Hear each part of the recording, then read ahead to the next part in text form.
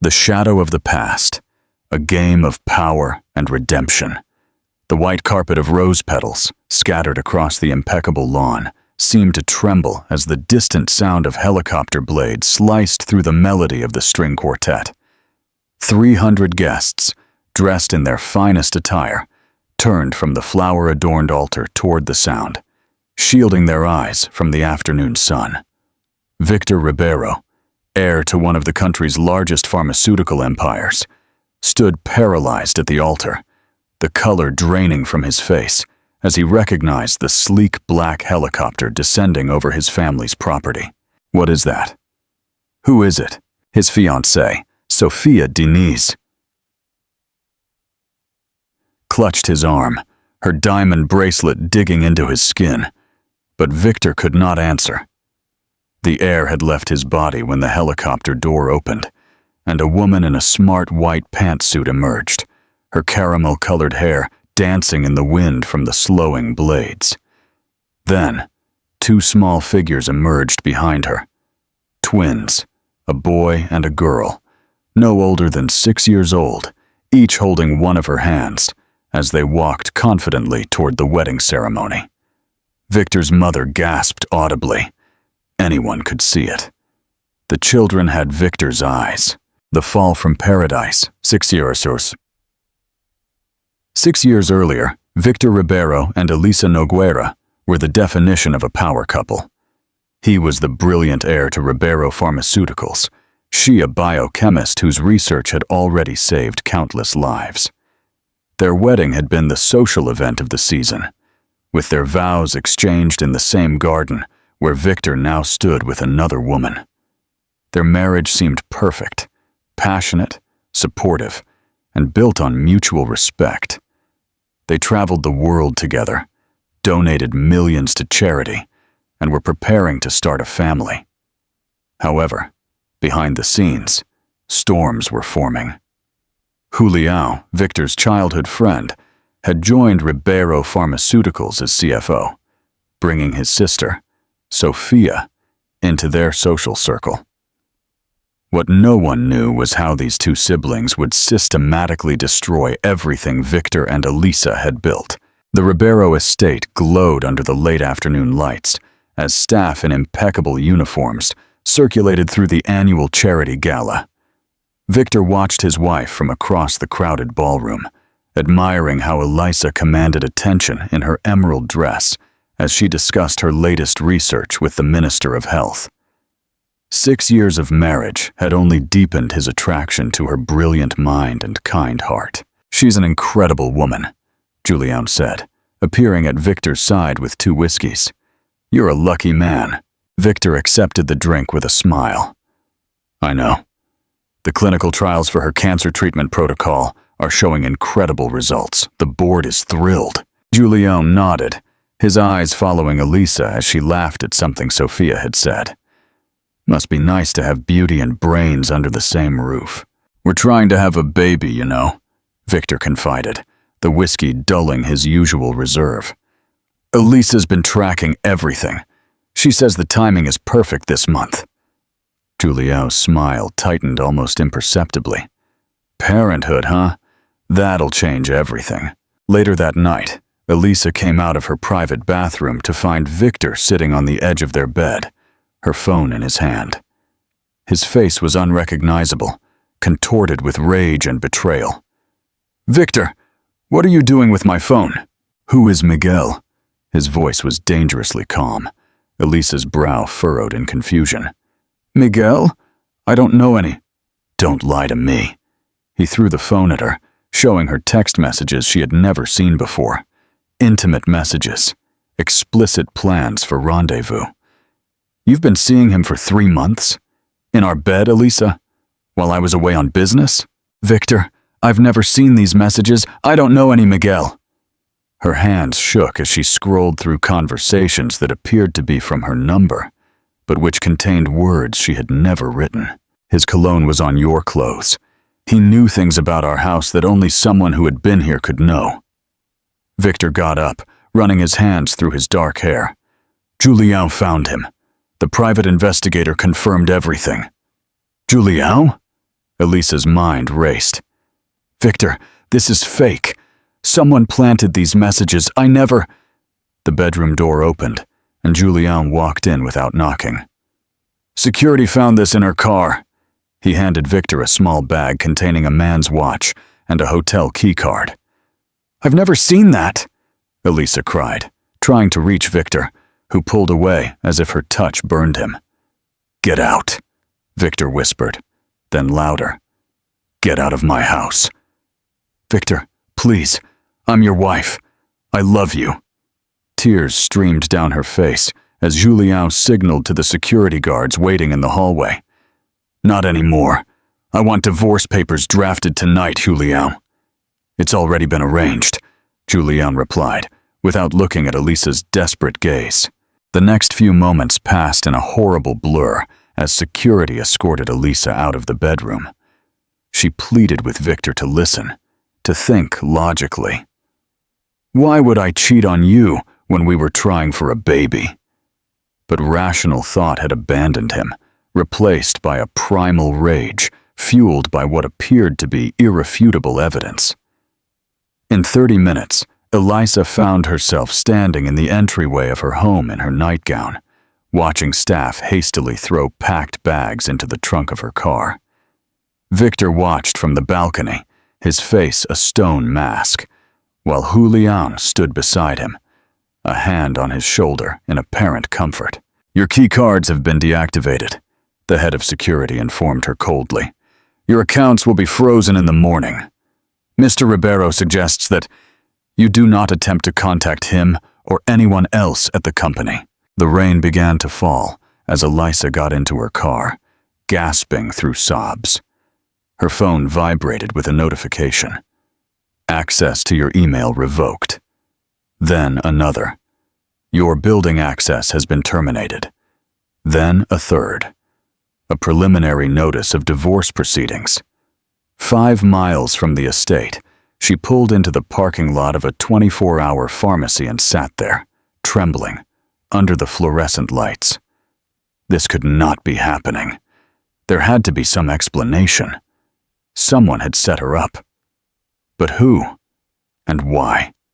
Her mind immediately went to Julien's strange behavior over the last few months, the way he seemed to appear whenever she and Victor were at odds. The subtle suggestions that he might be working too hard or traveling too often. Then, a wave of nausea hit her, a familiar sensation from the last few mornings that she had attributed to stress. With shaking hands, she got out of the car, went into the pharmacy, and bought a pregnancy test. 3 minutes later, looking at the positive result in the sterile pharmacy bathroom, Elisa Nogueira's world completely crumbled. She was pregnant with Victor's child, homeless, and facing a vicious divorce orchestrated by someone she now suspected had been plotting this for months.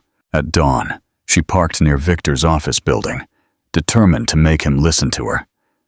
But security intercepted her before she reached the door. "Mr. Ribeiro does not want to see you, Mrs. Ribeiro," the guard said, uncomfortable but firm. "Tell him I'm pregnant," she pleaded. "Please, just tell him that." The guard disappeared inside. 10 unbearable minutes later, he returned. "Mr. Ribeiro says that given your infidelity, he has no reason to believe the child is his. His lawyer will contact you for a paternity test after the birth." Elisa's legs gave out at the cruelty of it. Through the glass doors, she could see Julien watching from the lobby, his expression unreadable. That afternoon, she discovered that her credit cards had been canceled. By nightfall, her closest friends had stopped calling her back, all part of the same social circle as Victor. As night fell, she was sleeping in her car in a supermarket parking lot, 7 weeks pregnant and completely alone. She didn't know it yet, but the ultrasound she would have 2 weeks later would reveal an even bigger surprise. Twins.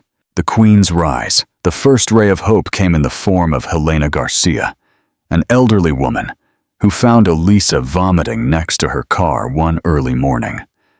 Either you're pregnant or you're dying, dear, Helena observed with surprising bluntness. Either way, you need help. Helena, a widow who had lost her only daughter to cancer years earlier, offered Elisa her daughter's old room until she could sort things out.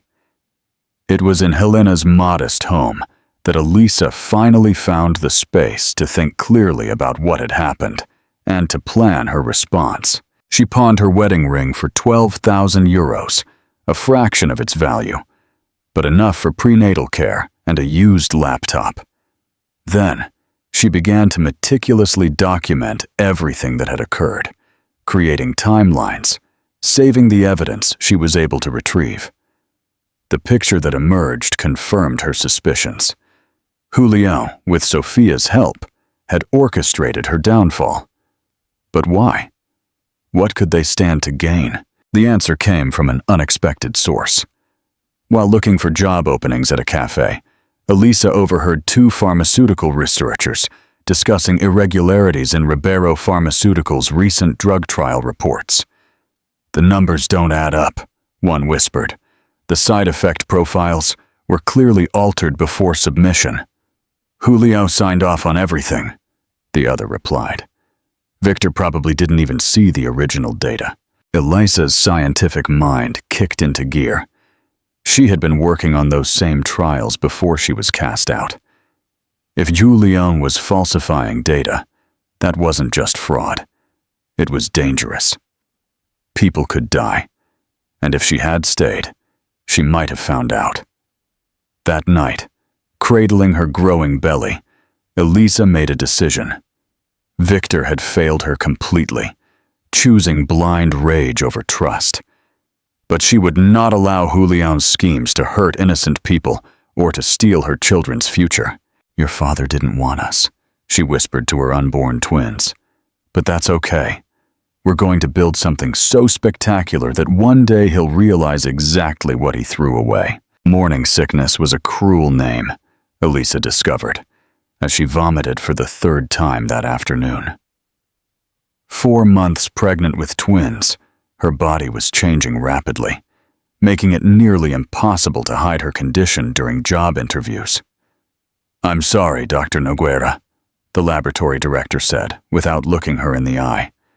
"Your qualifications are impressive, but we've already filled the position." It was the same response she had received at 5 other research facilities.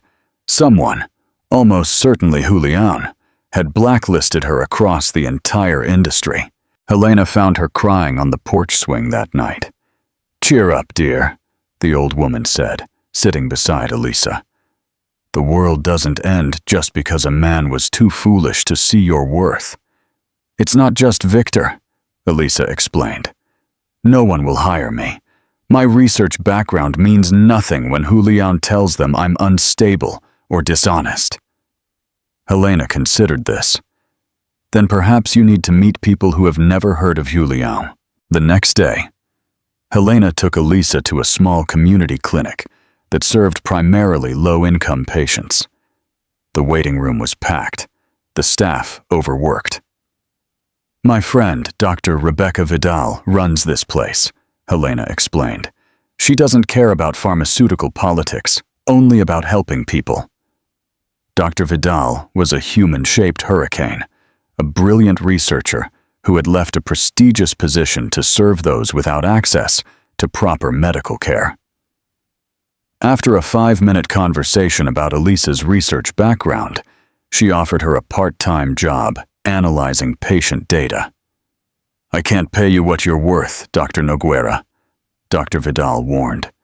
"And I see you're expecting twins." Elisa nodded. "I could tell by the way you're carrying yourself. Classic twin presentation," Dr. Vidal explained. "Look, it's not a glamorous job, but it's honest. And no one here is going to judge you for being pregnant and single, if that's what you're worried about." For the first time in months, Elisa felt a glimpse of hope. "When can I start?" The job was, in fact, unglamorous. Organizing patient records, analyzing treatment outcomes, and helping to optimize the clinic's protocols. But it kept Elisa's mind sharp. and it provided enough income to supplement what she had gotten from her wedding ring. At 7 months pregnant, she staggered into Dr. Vidal's office with a discovery she couldn't ignore. "There's a pattern in these cancer patients," Elisa explained, spreading charts across the desk. "Those taking the new Ribeiro Pharmaceuticals drug are showing hepatic complications at triple the reported rate." Dr. Vidal studied the data. "This is concerning. Are you sure?" "The sample size is small, but the pattern is unmistakable," Elisa confirmed, "and it tracks with what I overheard about falsified trial data." Dr. Vidal's expression darkened. "We should report this to the European Medicines Agency, the EMPSA." "On what evidence?" Elisa sighed. "They'll say our data set is too limited. We need more proof." "What we need," Dr. Vidal said thoughtfully, "is to develop an alternative treatment, something safer." Elisa blinked. "That would take years and millions in funding." "Not necessarily." Dr. Vidal smiled mysteriously. "I happen to have a fully equipped laboratory at my home. It's where I conduct my own research after hours. Maybe it's time you saw it." Dr. Vidal's home laboratory turned out to be a state-of-the-art facility, built in what had once been a large barn on her property. "My late husband left me quite comfortable," Dr. Vidal explained. "I use my inheritance to fund research that big companies won't touch. Treatments for rare diseases, affordable alternatives to expensive drugs." Elisa ran her hand over the gleaming equipment. "This is incredible." "It's also private," Dr. Vidal emphasized. "No corporate oversight, no shareholders demanding quarterly profits at the expense of safety. Just pure science." She fixed Elisa with an intense look. "Your previous work on cancer treatment protocols was groundbreaking. What would you do if you had the freedom to continue that research your way?" The question awakened something in Elisa that had been dormant since her casting out. The passionate researcher who had once believed she could change the world. 2 weeks later, Leo and Luna Ribeiro came into the world at Dr. Vidal's clinic. Healthy, perfect, and blissfully unaware of the chaos surrounding their birth. No birth announcement appeared in the newspapers. No proud father paced the lobby. Just Helena, wiping away happy tears as she held the newborns. And Dr. Vidal, who had delivered them herself. "They have your eyes," Helena observed softly. "Yes," Elisa nodded, studying her son's serious expression and her daughter's curious gaze. "But I hope my common sense." The recovery from childbirth was complicated by emotional exhaustion, but Elisa allowed herself only 2 weeks before returning to Dr. Vidal's laboratory, often with the twins sleeping nearby in a portable bassinet. Days became weeks, weeks became months, as Elisa perfected her research, focusing on developing a cancer treatment with significantly fewer side effects than Ribeiro Pharmaceuticals' leading drug. When the twins were 8 months old, the breakthrough arrived. Elisa had created a compound that showed remarkable efficacy against aggressive cancers while maintaining a benign side effect profile. Dr. Vidal was euphoric. "This is extraordinary," she declared, reviewing the lab results. "You need to patent this immediately." "Patents require money," Elisa reminded her, "and lawyers." "Which I have," Dr. Vidal replied. "But more importantly, this discovery deserves to reach patients. It needs a company to get behind it." Elisa laughed bitterly. "What company would work with the discarded wife of Victor Ribeiro?" Dr. Vidal gave her a long, measured look. "A new one," she said. "One that you start yourself." The idea seemed preposterous at first. Elisa had no business experience, no industry contacts, and barely enough money to pay for the twins' diapers. But Dr. Vidal was persistent, finally revealing that she had been discreetly investing in biotech startups for years. I am prepared to provide seed funding, she told her. My only conditions are that you maintain full control and that the drugs we develop remain affordable. Why would you do this for me? Elisa asked, suspicious of such generosity after months of betrayal. Because 20 years ago I was you, Dr. Vidal replied simply. Brilliant, betrayed, and underestimated. The man who did it to me went on to become a pharmaceutical giant, selling drugs for 20 times their production cost. I have spent 2 decades looking for someone who could help me change that system. She smiled at the twins, who were playing on a blanket nearby. Consider it my investment in the next generation.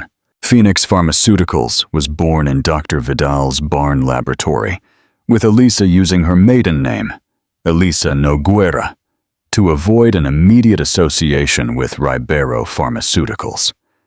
Her first patent application went through without a hitch.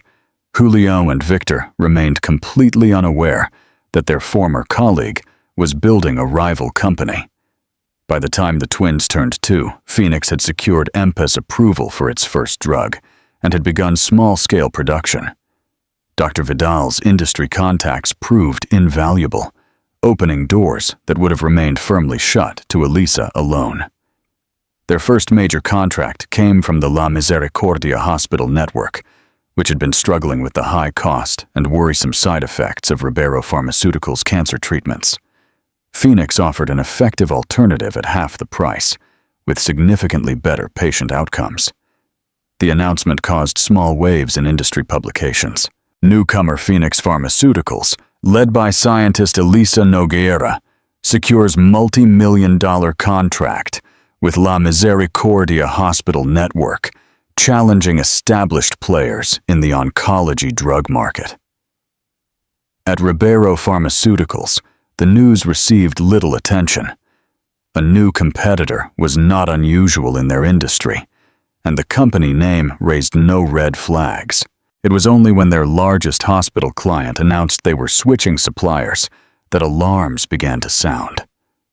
Julien burst into Victor's office, throwing a report on his desk.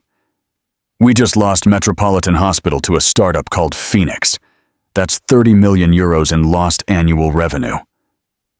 Victor, now more involved in the social aspects of the business than the scientific work that had once impassioned him, barely looked up. Then offer them a better deal. I did, Julio exclaimed. They refused. They said the Phoenix drug has superior outcomes and fewer side effects. Their exact words were, Ribeiro's product doesn't compare. This finally caught Victor's attention. That's impossible. Our R&D team has been working on that formulation for years. Well, apparently, this Elisa Noguera person figured out in 2 years what our team couldn't in 5.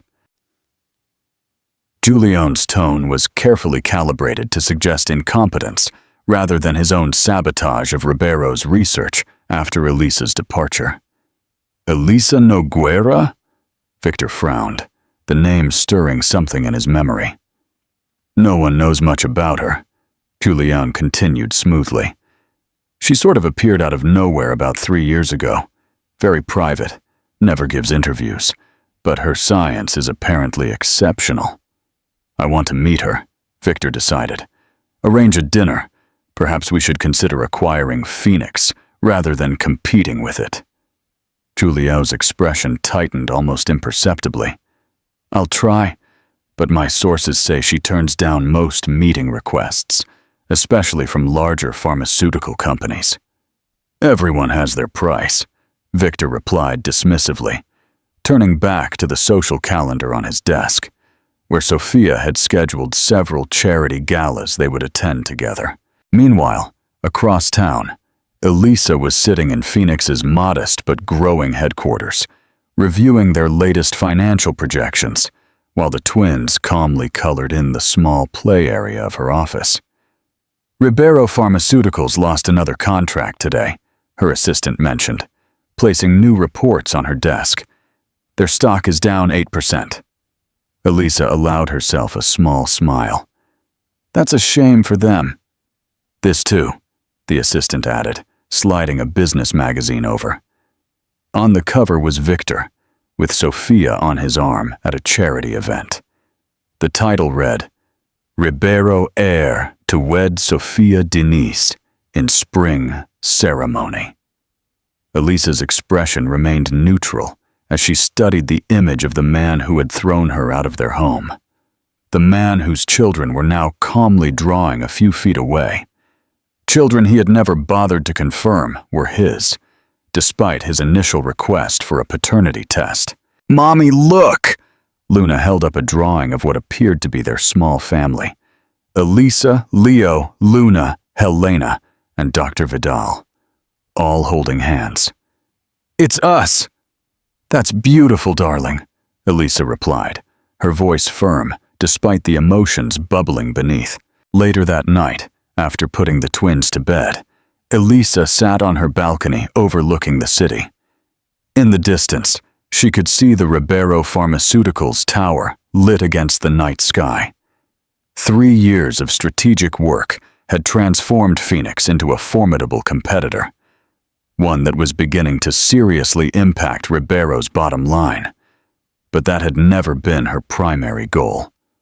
Her phone buzzed with a message from her investigator, an old patient whose life had been saved by Phoenix's drug, and who now used his skills as a financial analyst to track Ribeiro Pharmaceuticals' activities.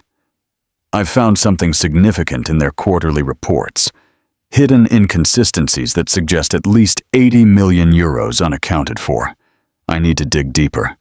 Wedding date also confirmed. May 15th. May 15th. The exact date. 6 years prior, when security had escorted her out of her home. Elisa closed her eyes. The timing could not be a coincidence. Julio and Sophia had a flair for psychological cruelty. Choosing that specific date was clearly meant to completely erase her existence from Victor's life. But they had miscalculated gravely, because while they planned a wedding, Elisa had been building an empire, and more importantly, she had been gathering evidence of financial fraud, of deliberately concealed drug side effects, and of the elaborate plot to frame her for infidelity. The twins deserved to know their father, Dr. Vidal had told her repeatedly, and Victor deserves to know what Julian did. Elisa had resisted for years, protecting the peaceful world she had created for her children. But seeing the wedding announcement, planned for the anniversary of her greatest humiliation, something crystallized within her. The time for the truth to come out. All of it, Elisa's revenge and the villain's fall. The Ribeiro estate had never looked so magnificent. Thousands of white roses adorned the garden, where 300 guests had gathered to witness the union of Victor Ribeiro and Sophia Denise. String musicians played softly as guests took their seats, their murmured conversations creating a gentle hum of anticipation. Victor stood at the altar, handsome in his custom tuxedo, although close observers might have noted the slight emptiness in his eyes. In the front row, his parents exchanged worried glances. They had never fully warmed to Sophia, although they had kept their reservations private. Julian, serving as the best man, watched the scene with ill-disguised satisfaction. Everything had gone according to plan. A few months after Elisa's departure, he had introduced his sister Sophia to Victor. Her calculated affection had been the perfect distraction from Victor's occasional questions about the evidence against Elisa. Meanwhile, Julian had systematically siphoned off company funds, set up offshore accounts, and positioned himself to eventually take full control of Ribeiro Pharmaceuticals. The wedding officiant took his position. The music changed to the wedding march. Sophia appeared at the end of the aisle in a designer dress that had cost more than most houses. And then, the distant sound of helicopter blades. At first, the guests assumed it was part of the celebration, perhaps an elaborate entrance or a surprise planned by the groom. But Victor's look of confusion quickly turned to alarm as the black helicopter descended toward the estate's heliport. "What's going on?" Sophia demanded, reaching the altar as guests began to turn toward the noise. Victor didn't answer. Something about the helicopter felt strangely familiar. The ceremony stopped as the helicopter landed. Security personnel moved uncertainly toward the heliport, unsure whether to intervene, as no one had authorized them to stop the aircraft. Then the door opened, and she stepped out. Even from a distance, Victor recognized her immediately. The world seemed to shrink to a single point as Elisa, his ex-wife, the woman he had cast aside 6 years ago, walked calmly toward the ceremony in a smart navy blue pantsuit that emphasized how little she had changed. Her hair was different, her posture more confident, but her face stirred something deep in him that he had desperately tried to forget. Then, 2 small figures emerged from the helicopter behind her, a boy and a girl, holding hands, looking around with curious expressions that mirrored Victor's when he was confronted with something new. "My God," Victor's mother whispered, rising from her seat. "Ricardo, look at them." Victor's father also stood, his face pale with shock. "They have your eyes. Victor's eyes." Murmurs spread through the crowd as Elisa and the children walked purposefully toward the ceremony. Security looked to Victor for instructions, but he remained frozen, unable to process what he was seeing. "What is this?" Sophia whispered, gripping Victor's arm. "Who is this woman? Why is she here with these children?" Julian took a step forward, his face contorted with rage and fear. "I'll handle this." He signaled to security, but Elisa's calm voice cut through the chaos. "I wouldn't do that, Julian, unless you want your financial activities made public now rather than in tomorrow's newspapers." Julian hesitated as Elisa and the children reached the edge of the seating area. The twins, immaculately dressed and remarkably poised for their age, stood close to their mother, studying the scene with intelligent eyes. "Victor," Elisa said, her voice echoing in the now silent gathering. "Meet your children, Leo and Luna, the ones you never knew existed when you threw me out 6 years ago." The collective gasp from the guests was audible.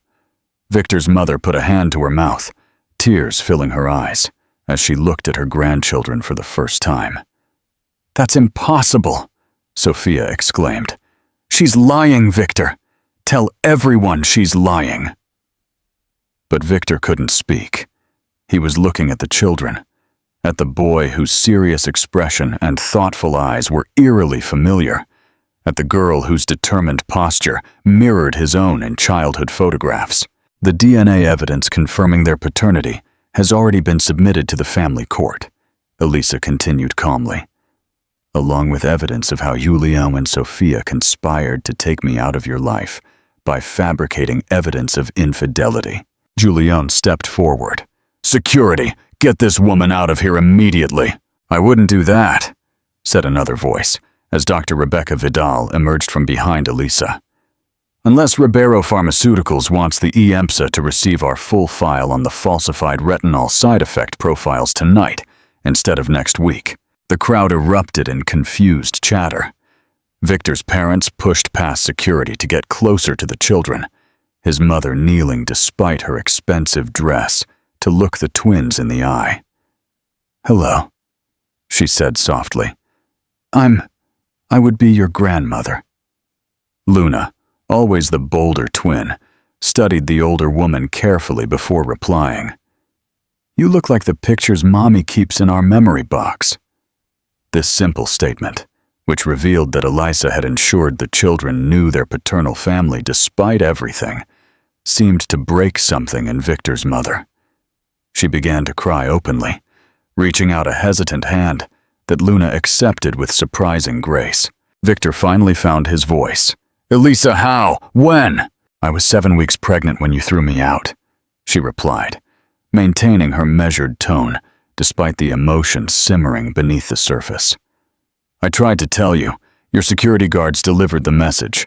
You said you wanted a paternity test after the birth, but no one ever contacted me." Victor turned to Julian, a crushing horror and confusion on his face. "What are you talking about? I never received any message about a pregnancy." Julian's expression hardened. "She's lying. This is obviously an elaborate plot to—" "To what, Julian?" Elisa interrupted. "To interrupt the wedding you specifically scheduled for the anniversary of my being cast out. To reveal that you and Sophia have siphoned over 80 million euros from Ribeiro Pharmaceuticals? Or perhaps to inform Victor that I am the Elisa Nogueira he's been trying to meet, the founder of Phoenix Pharmaceuticals, which has been consistently taking your market share for the past 3 years?" The revelations fell like physical blows. Victor recoiled, looking from Julian to Sophia, then back to Elisa and the children, his children, standing calmly in the midst of the chaos they had started. "This is absurd," Sophia declared, though her voice trembled slightly. "Victor, she's clearly deranged. We need to get her out of here." "Actually," a new voice said from the back of the gathering, "I think the person we're getting out of here is Ms. Denise." 2 individuals in dark suits approached, flashing federal badges. "Criminal Investigation Unit, Financial Crimes. We have questions about certain financial transactions between Ribeiro Pharmaceuticals and offshore accounts in your name, ma'am." As the federal agents escorted a protesting Julian and Sophia away from the ceremony, the wedding guests began to disperse in confused and scandalized groups. Some stayed in the distance, reluctant to miss the dramatic conclusion of what was supposed to be a simple social wedding. Victor approached Elisa and the children slowly, as if in a trance. He knelt before the twins, studying their faces with awe and devastation. "Hello," he said simply, his voice hoarse with emotion. Leo, always the more cautious twin, hid partially behind his mother's leg, but Luna looked directly at her father. "You look like your pictures too," she informed him matter-of-factly. "But Mommy's are from when you were happier." Victor's eyes filled with tears. "I'm so sorry. I didn't know about you. I would have—" His voice trailed off as the enormity of what he had lost washed over him. "Perhaps we should continue this conversation somewhere more private," Elisa suggested, glancing at the remaining onlookers. "Your parents are welcome to join us." Victor nodded numbly. Then he turned to find his mother and father, already standing nearby, unable to take their eyes off their grandchildren. "The helicopter is waiting," Elisa added, "unless they'd prefer to stay and explain to your guests why there won't be a wedding today." As they walked towards the heliport, Victor found himself at Elisa's side, with the twins a little ahead of them, with his parents in fascinated tow. "Why now?" he asked in a low voice. "After 6 years, why did you choose this moment?" Elisa's expression remained carefully neutral. "Because the twins deserve to know their father, because your parents deserve to know their grandchildren, and because Julio and Sophia were about to complete their takeover of your company, leaving you penniless and potentially implicated in their crimes." She paused. "The timing of the wedding date, the anniversary of when you cast me out, simply provided a certain poetic symmetry." In the helicopter, as they flew toward Elisa's home, Victor watched his children point excitedly at landmarks below. They were bright, articulate, and obviously well-raised. The life Elisa had built without him suddenly seemed to materialize in his mind. The birthdays he had missed, the first steps, the first words, the bedtime stories, and the early morning breakfasts. 6 years of memories he would never get back.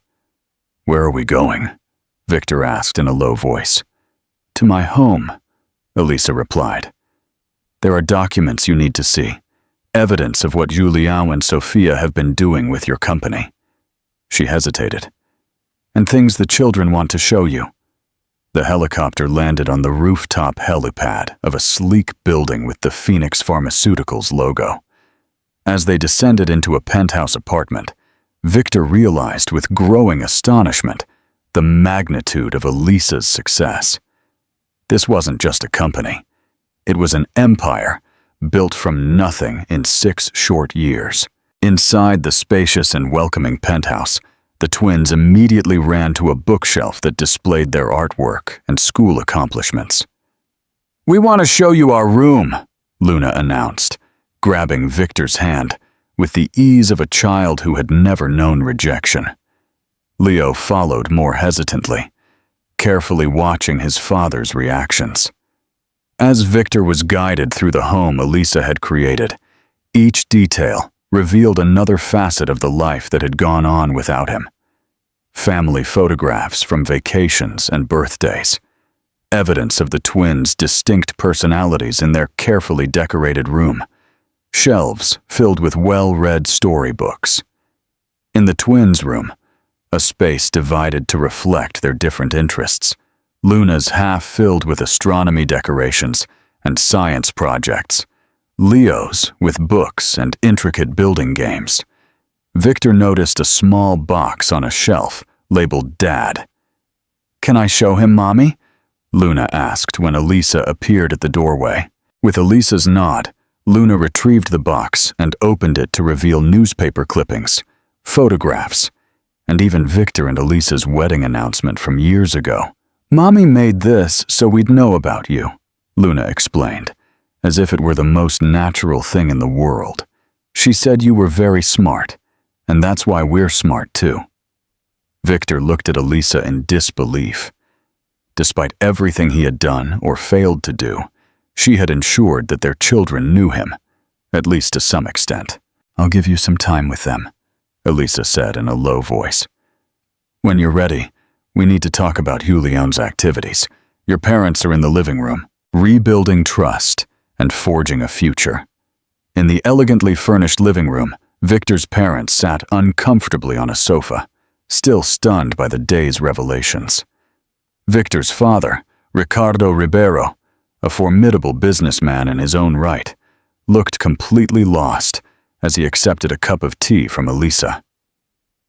"How did we not know?" he asked, his voice thick with regret. "Our own grandchildren." "Julian was very thorough," Elisa replied without bitterness.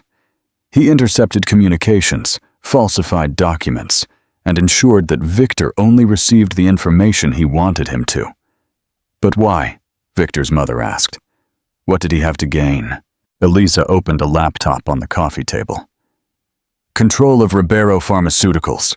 He and Sofia have been systematically siphoning off funds, while at the same time setting Victor up to take the fall for covering up dangerous side effects of your drugs." She turned the screen to show them complex financial records. As soon as they were married, Sofia would have had access to Victor's personal accounts and properties. They planned to complete the asset transfer a few months after the wedding. Ricardo Ribeiro studied the documents with growing horror. "These are board-level financial reports. How did you get them?" "I have sources within Ribeiro Pharmaceuticals," Elisa acknowledged. "People who remained loyal to the company's original mission, rather than Julian's vision." Victor entered the room, visibly moved from his time with the children. "They're incredible," he said simply, looking at Elisa with new eyes. "How did you do that? Raise them and build a company from nothing too?" "I had help," Elisa replied. "Dr. Vidal, for one, and an old woman named Helena, who took me in when I was homeless and pregnant." "Homeless?" Victor's mother repeated, horrified. "Yes," Elisa confirmed, her tone clinical rather than accusatory. "When Victor ordered me removed from our home, my accounts were frozen, my credit cards canceled, and my reputation destroyed. I slept in my car for 2 weeks before Helena found me vomiting in a parking lot from morning sickness." The raw reality of what Elisa had endured hit Victor like a physical blow. "I never knew," he whispered.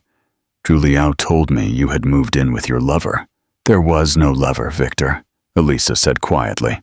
"There was just me, 7 weeks pregnant with your children, trying to survive, while Julian was sick with a need to destroy everything we had built together." Victor sank into a chair, his head in his hands. The evidence had seemed so conclusive. The text messages, the watch, even the witnesses. All fabricated, Elisa confirmed. Julião hired someone to create fake text messages. The watch and hotel key were planted.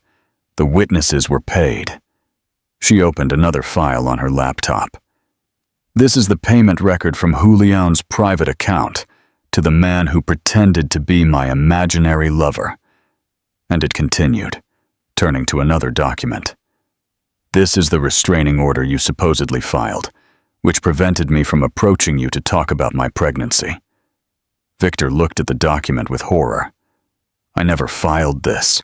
Julião forged your signature, Elisa explained, just as he did on countless company documents, authorizing the release of drugs despite concerning test results.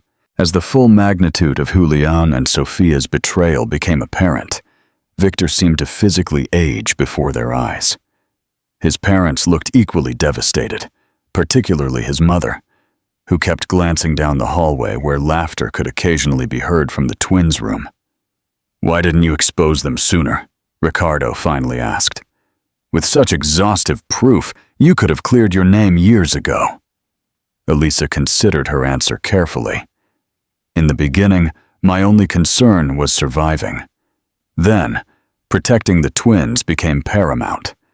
By the time Phoenix was established enough for me to consider a confrontation, I had to weigh the impact on innocent Ribeiro Pharmaceuticals employees and patients.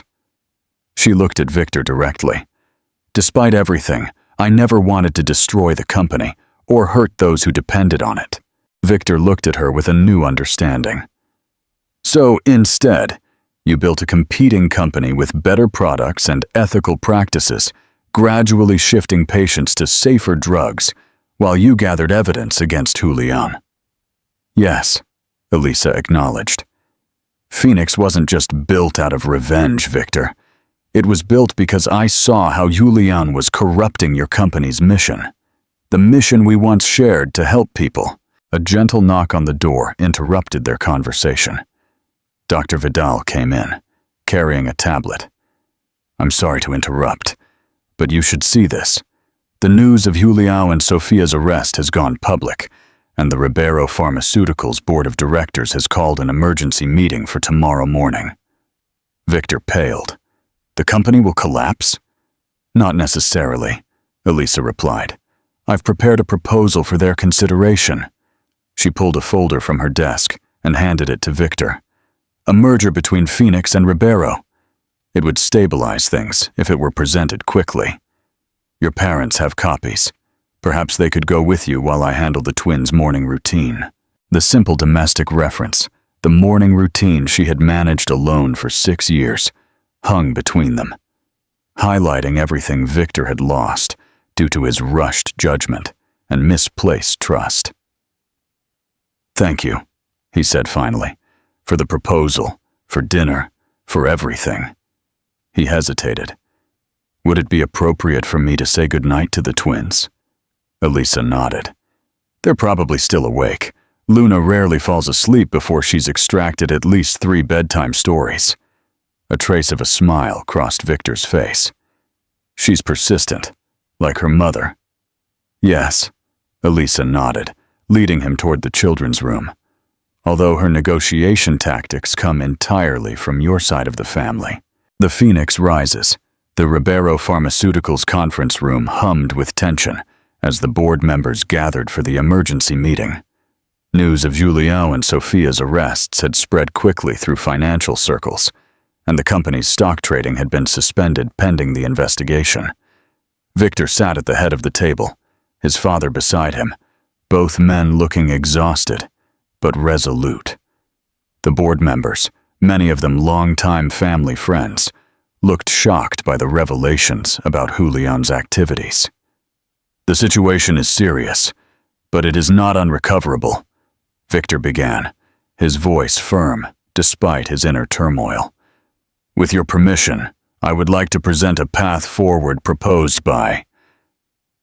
For the next hour, Victor described the merger proposal Elisa had prepared. The board listened with growing interest, as he explained how combining Phoenix's groundbreaking research with Ribeiro's established infrastructure could preserve jobs, maintain patient access to drugs, and position the combined entity as an industry leader. "This Ms. Elisa Nogueira," one board member said with skepticism. "She is willing to merge her successful company with ours during a crisis of this magnitude? What is her motivation?" Victor and his father exchanged glances.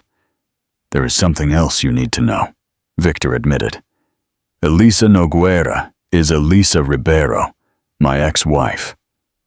The murmurs of astonishment around the table mirrored the explosive nature of this revelation. "The woman Julian claimed was unfaithful?" a senior board member clarified. "The one who disappeared 6 years ago?" "Yes," Victor confirmed. "Julian fabricated evidence against her to hide his own financial crimes. She was innocent of all charges. And now she is our main competitor?" another asked in disbelief. "She is," Victor acknowledged.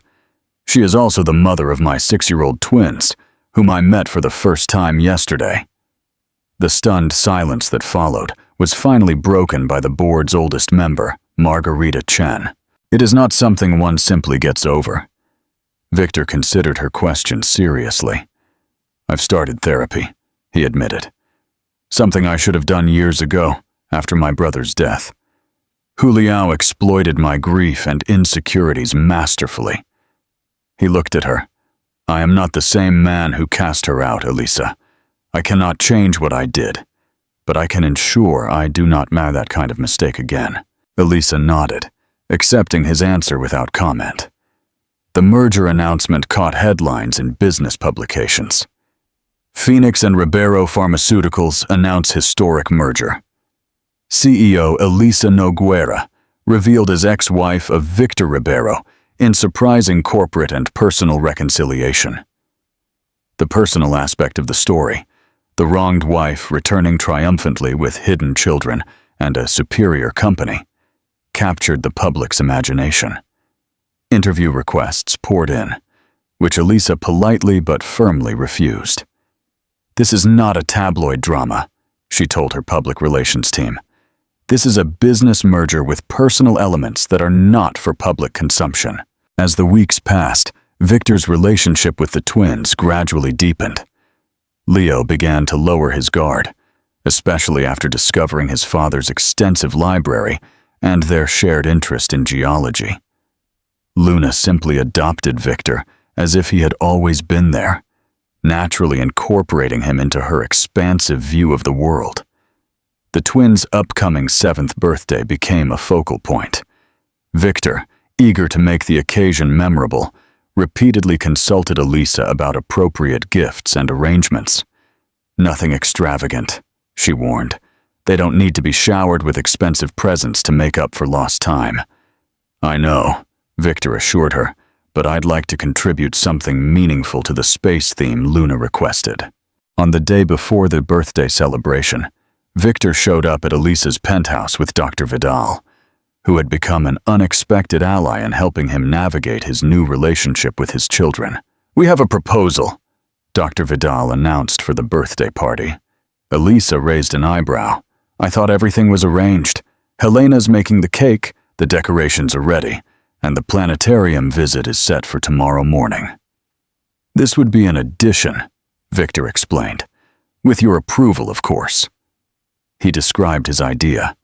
A professional observatory had agreed to a private nighttime viewing session after the planetarium visit.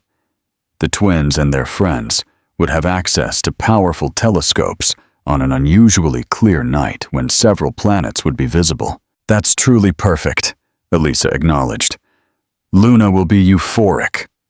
"And for Leo," Victor continued with more hesitation, "I arranged for a geologist from the Natural History Museum to bring several rare specimens for him to examine, including," he added with a small smile, "a fragment of the meteorite that created the Chicxulub crater."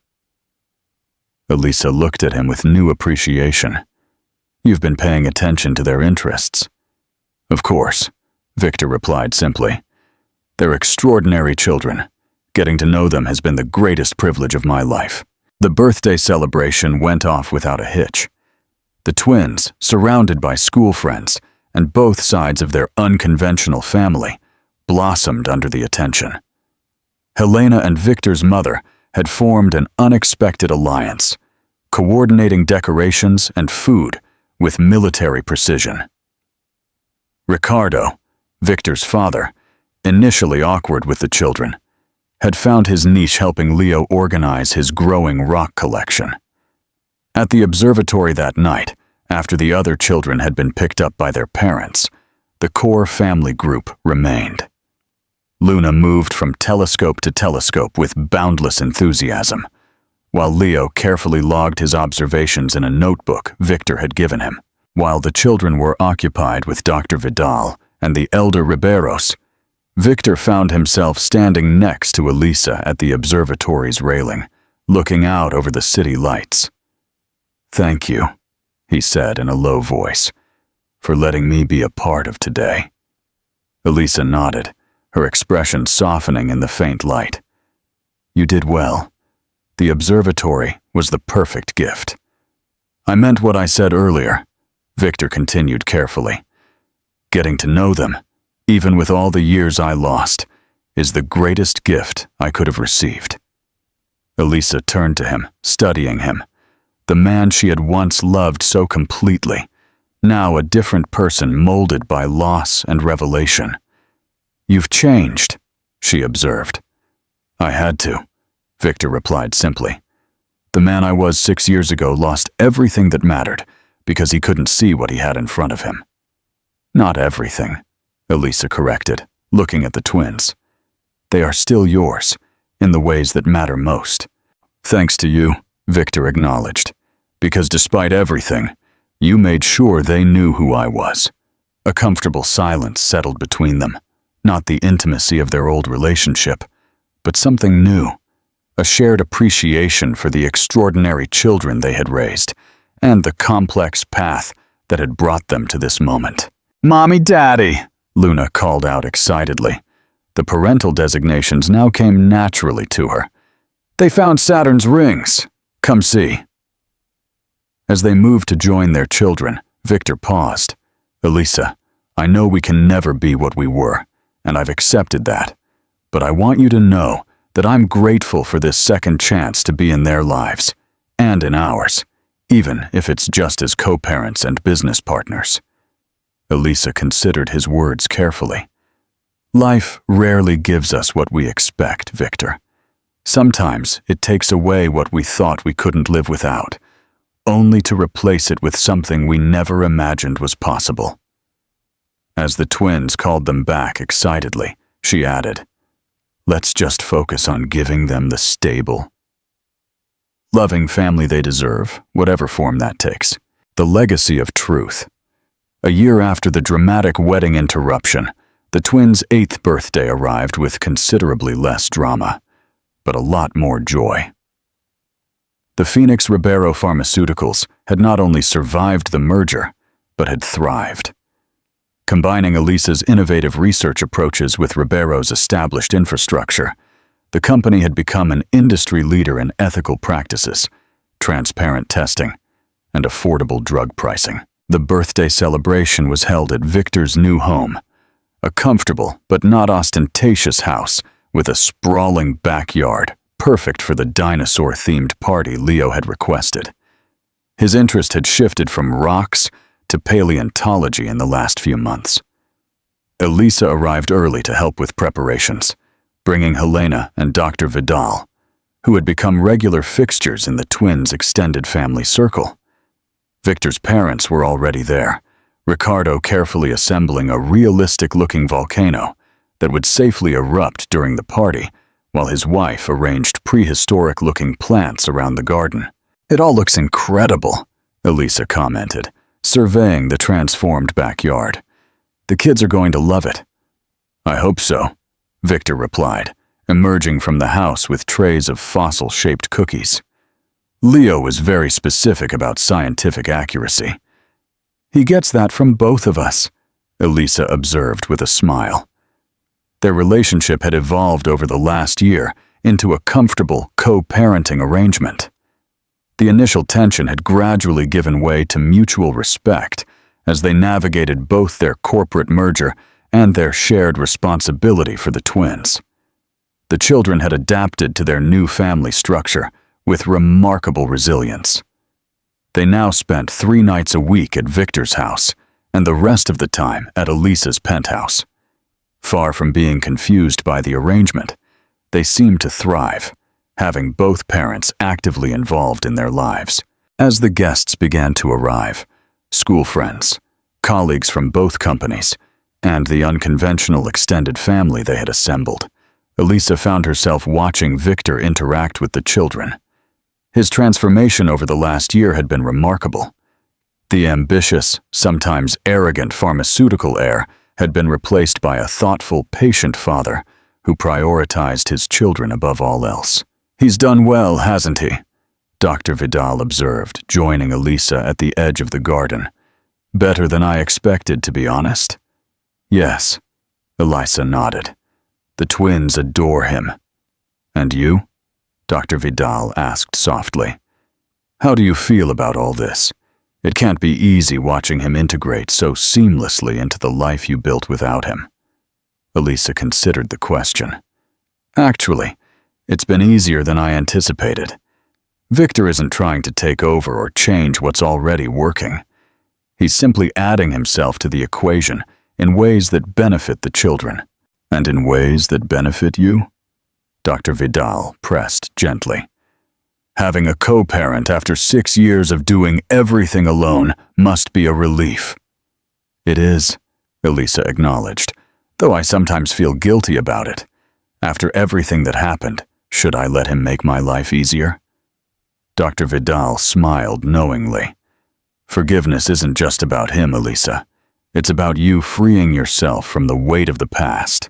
Before Elisa could reply, another guest arrived.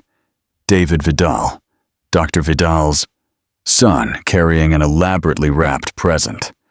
Over the last year, David had become a frequent visitor at family gatherings. As a pediatric surgeon, who had initially treated Leo for a minor sports injury, he had formed a natural bond with both children. "I'm sorry I'm late," he apologized, greeting Elisa with a warm smile. "An emergency surgery ran long." "You're just in time," Elisa assured him. "The volcano eruption isn't scheduled for another 30 minutes. As David moved to greet the twins, who welcomed him with evident affection, Dr. Vidal gave Elisa a meaningful look. "He canceled a conference in Porto to be here today," she mentioned casually. "He said the twins' birthday was more important." Elisa felt a flush of warmth at this information.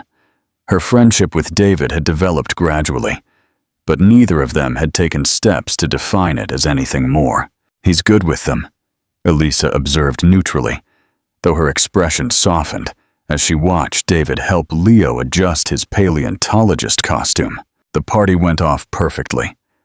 With the volcano eruption as the dramatic highlight, Leo and Luna, surrounded by school friends and their unconventional extended family, radiated happiness as they blew out the candles on their dinosaur cake. As the celebration began to wind down, Victor approached Elisa with 2 glasses of champagne. "A toast," he suggested, "to our extraordinary children." Elisa accepted the glass.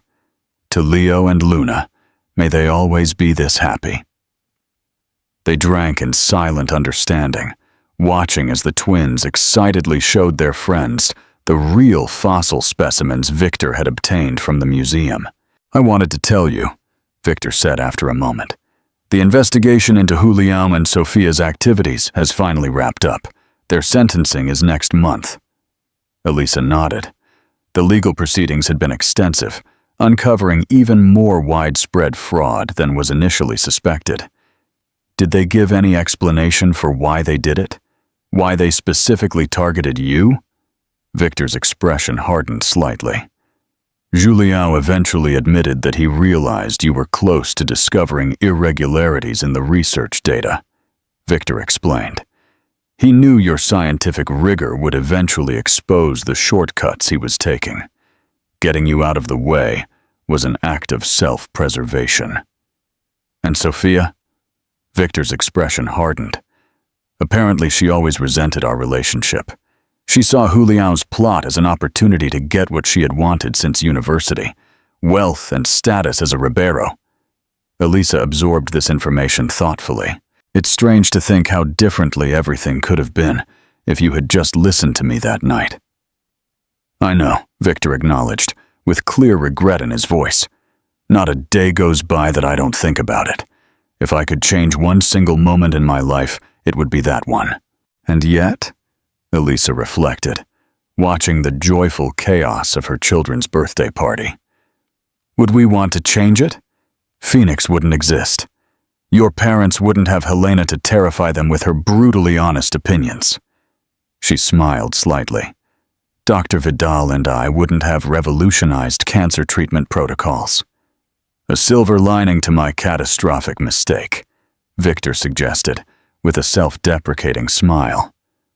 Perhaps, Elisa admitted, although the cost was tremendous. Their conversation was interrupted by David, who approached with an apologetic expression. Sorry to interrupt, but Leo insists that only a doctor can properly examine his new fossil collection for scientific accuracy. Apparently, my credentials as a surgeon qualify me for this honor. Victor laughed. You'd better not keep him waiting. He takes his fossils very seriously. As David walked away, Victor looked between him and Elisa with knowing eyes. He's a good man, he observed neutrally. Yes, Elisa nodded simply. The twins are comfortable with him. Victor continued carefully.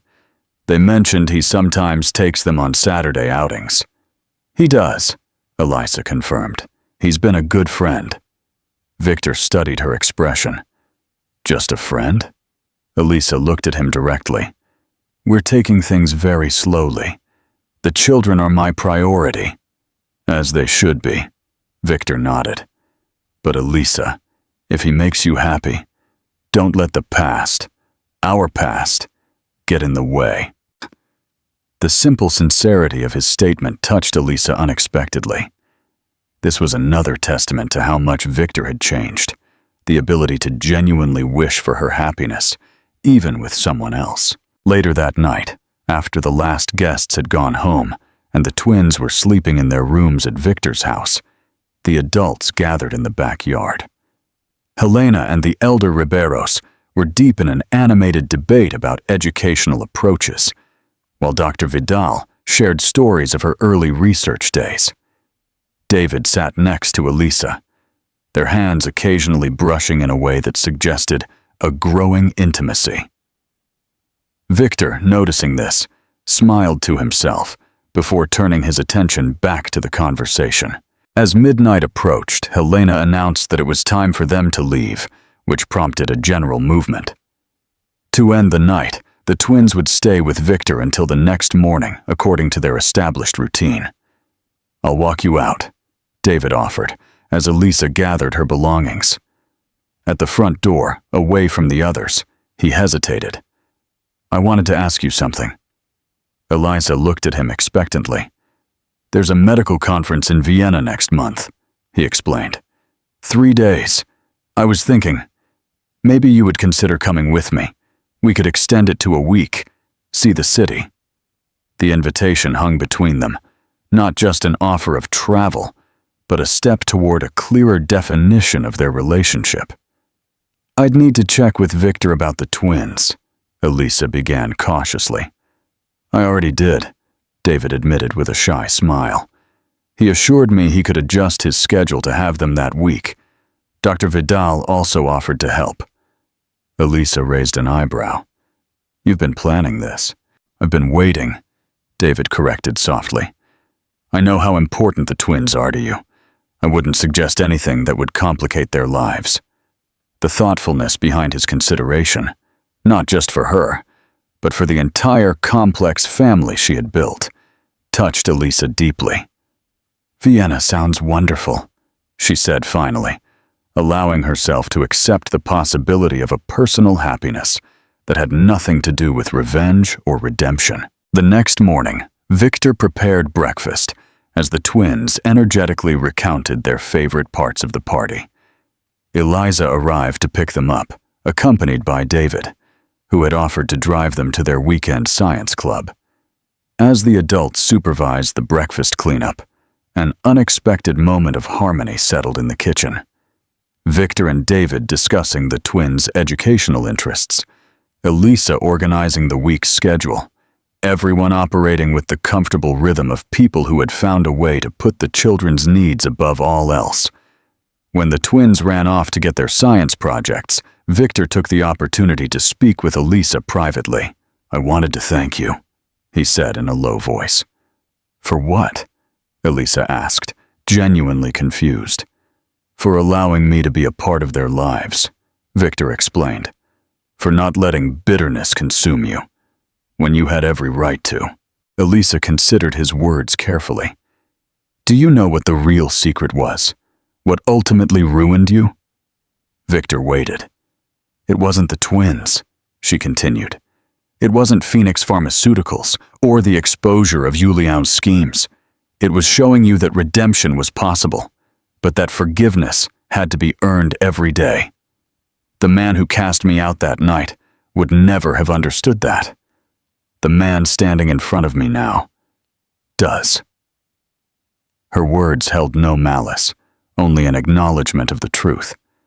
Victor nodded slowly, accepting both the evaluation and the implicit recognition that he had, in fact, changed. "Mommy, Daddy, we're ready!" Luna called from the hallway, where she and Leo waited with their backpacks and science projects. As they moved to join the children, Victor asked softly, "Are you happy, Elisa? Truly?" She looked at David, who was helping Leo adjust his dinosaur diorama. Then back at the twins, healthy, bright, and surrounded by people who loved them. Finally, she considered herself, the woman who had gone from destitution to building a pharmaceutical empire, who had raised extraordinary children alone, and who had now found a peaceful resolution to what had once seemed an unforgivable betrayal. "Yes," she answered honestly, "not in the way I once imagined, but perhaps in a better way than I could have ever planned." Outside, as they prepared to part ways, the twins going with Elisa and David to science club, Victor heading to a company meeting, Leo suddenly stopped. "Wait," he said seriously. "We forgot something important." The adults exchanged worried glances. "What is it, sweetheart?" Elisa asked. "Our family picture," Leo explained, pointing to the camera that was still on the party's entryway table. "We're supposed to take one after every birthday. It's our tradition." The simple request to document their unconventional family momentarily silenced the adults. It was Luna who solved the practical problem. "We need the timer," she declared, already setting up the camera. "Everyone by the garden wall. Quick!" They gathered according to the instructions. Victor and Elisa with the twins between them. David and the others arranged around them. As the timer counted down, Leo and Luna smiled, with the simple joy of children surrounded by adults who had found a way to put love above resentment, forgiveness above revenge.